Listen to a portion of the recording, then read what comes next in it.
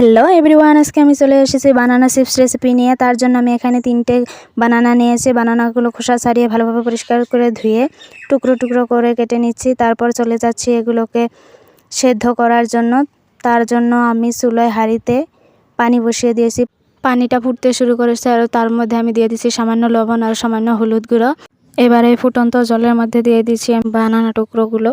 এবার এগুলোকে উল্টে পাল্টে পাশ করে সিদ্ধ হতে দেব। 2 থেকে 3 মিনিট, বেশি সিদ্ধ করলে চিপসটা ভালো হবে না।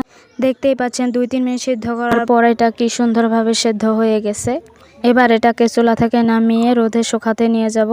10-15 মিনিট রোদে শুকানোর পর দেখতেই পাচ্ছেন গা থেকে পানি ঝরে গেছে। এবার আমি এগুলোকে ভাজতে চলে যাব। তার জন্য কড়াইতে তেল গরম করতে দিয়ে দিচ্ছি। এবার আমি এই চিপসগুলোকে ভেজে নেব। 2 থেকে 3 মিনিট ভাজার পর দেখতেই পাচ্ছেন এগুলো কি সুন্দর কালার লাহে লাহে চেঞ্জ হয়ে যাচ্ছে, পুরো বাদামি রং হয়ে গিয়েছে। যখন চিপসটা প্রায় ভাজা হয়ে যাবে তখন কালারটা চেঞ্জ হয়ে যাবে। কত সুন্দর কালার একটা এসেছে। এইভাবে আমি আপনাদের আরেকবার দেখিয়ে দিচ্ছি কিভাবে ভেজে নেবেন। দেখতেই পাচ্ছেন এবার এইগুলোকে সেম পদ্ধতিতে পুরো ভালোভাবে ভেজে নিয়েছি। এবার এগুলোকে প্লেটে উঠিয়ে নিচ্ছি। প্লেটে উঠিয়ে নেওয়ার পর চলে যাচ্ছে সার্ভ করার জন্য। আপনাদের দেখিয়ে দিচ্ছি কীরকম কুরমুরে হয়েছে।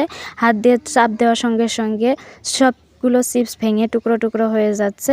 এবার এটা টেস্ট দ্বিগুণ করার জন্য আমি সামান্য পরিমাণ লবণ আর মরিচ গুঁড়ো মিশিয়ে এটার সঙ্গে ভালোভাবে মিশিয়ে নিচ্ছি। আপনারাও বাসায় এভাবে বানিয়ে খেয়ে দেখবেন কীরকম টেস্ট হয়। আর ভিডিওটা ভালো লাগলে প্লিজ লাইক, কমেন্ট, শেয়ার করে দেবেন এবং চ্যানেলটা সাবস্ক্রাইব করে দেবেন।